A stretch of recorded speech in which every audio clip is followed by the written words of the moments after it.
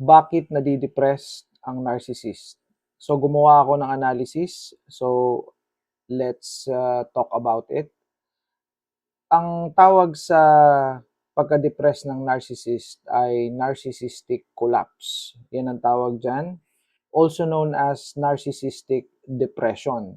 So bakit sila nagkakameron ng depression? Dahil nagkakameron ng threats or banta ang kanilang ego at ang kanilang pagiging mataas o yung superiority.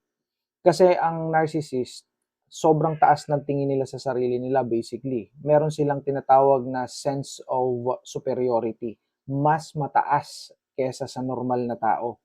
Okay, so ito yung mga dahilan. Actually, meron tayong pinirefer dito na ah, 5 dahilan. Unang dahilan, nawawala yung narcissistic supply. Okay? So we need to understand na may tinatawag na narcissistic supply ang mga narcissist. Ito yung supply ng mga papuri, kailangan may pumupuri sa kanya, kailangan mayroong nagpo-provide sa kanya ng pera, kailangan may nagpo-provide sa kanya ng power, kailangan may nagpo-provide sa kanya ng mga paghanga. Sa madaling salita ay ito yung nagsusupply sa kanya. So it's called narcissistic supply. So basically, ang narcissistic supply ay Mrs., Mr., girlfriend, boyfriend, live-in partner, o maging mga katrabaho, o maging mga tauhan, o maging mga tao sa paligid niya. So yun yung sinasabi nating narcissistic supply. But basically, ito'y asawa. Okay? So pagka nawala iyan, nagkakameron sila ng depression. Ano yung example nito? Ang example nito ay yung hiwalayan ng mag-asawa. Divorce, annulment, no? Yun na nga, yung breakup. Another one is na lugi ang negosyo. Another one is nawalan ng trabaho. Doon sila nadidepress. Kaya yung mga yan ay hindi matitibay. Pag nawalan niya ng trabaho, nadidepress yung mga yan. Okay, ang bilis nila ma-depress pag nawalan ng trabaho. Kasi nawawalan sila ng pera, nawawalan sila ng posisyon, nawawalan sila ng halaga sa mga tao. Ayaw nila nun. Okay, that's number 1. Number 2, napapahiya sila sa public.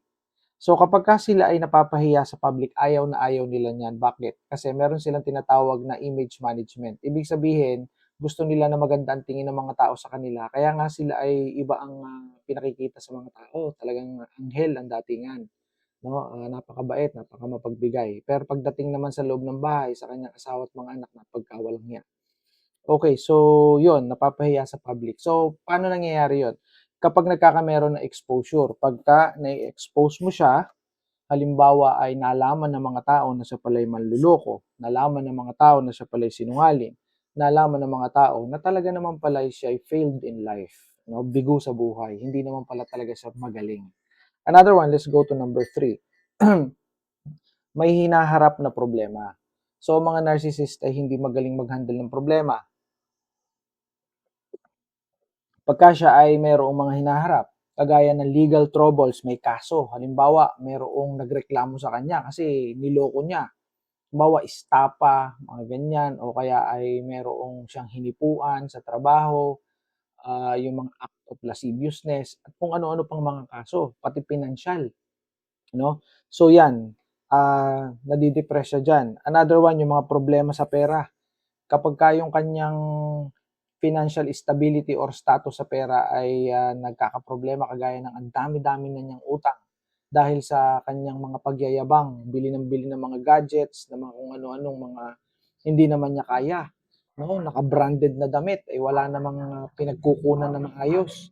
O kaya nawala yung kanyang hinuhut-hutan. Halimbawa, nagising na sa katotohanan ang kanyang nilolokong babae o nilolokong lalaki o kanyang hinuhut-hutan, ay di magkakaproblema siya sa pera.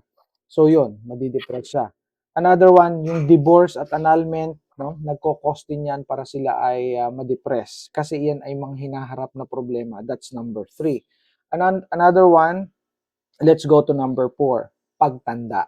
Ang pagtanda ay nakakapagpa-depress sa isang narcissist kasi kapag tumatanda sila, lalo na kung babae, nagfe-fade yung ganda, yung appearance, nangungulubot, nagkaka-wrinkles, no, tumataba, nagme-menopause. Kung sa lalaki naman ay siyempre yung kanyang pagkalalaki ay hindi na ganoon katigas. So yung performance niya sa sex ay hindi na ganoon kagaling. hindi na gano'n katagal, meron ng erectile dysfunction, meron ng premature ejaculation, at kung ano-ano pa, okay? So, nagkakaproblema do'n. Ayaw nila no'n, nade-depress sila do'n. And yung career, maraming mga narcissist ang 'pag tumatanda, nagre-retired na sila o hindi na sila makapagtrabaho ng maayos, naapektuhan yung career nila dahil sa pagtanda, nade-depress sila. Another one, uugod-ugod na. Merong mga nirarayuma na, merong mga masakit na likod, so they cannot perform kagaya ng dati. Nade-depress sila do'n. Alright? Another one, itong lahat ng 'to ay nagdudulot ng pagkawala ng sources. So, yung pagiging mataas at pagiging superior nila ay, nag-unti-unting bumabagsak, 'no? Nawawala yung kanilang, yung sense of superiority at yung sense na puging-pugi sa sarili at yung sense na gandang-ganda sa sarili nawawala na, eh, okey? So, yun yung dahilan kung bakit sila nade-depress because of aging process dahil sa pagtanda. Last but not the least, let's go to number 5, hindi na niya mapanindigan ang pagkukunwari. Ang mga narcissist kasi basically meron silang, facade na tinatawag, 'no? So, ito yung pagkukunwari nila, ito yung nila na sarili nila na hindi naman totoo. Halimbawa, ang isang narcissist ay gumawa ng pagkatao na siya ay magaling, siya ay mabait, siya ay mapagbigay, pero hindi naman talaga. So, yun ay, exhausting. Nakakapagod yun. Biro mo, ipapakita mo sa mga tao na mabait ka, na ikaw ay, maayos na tao, pero hindi naman talaga. Very exhausting yon kasi hindi naman yun yung tunay mong pagkatao.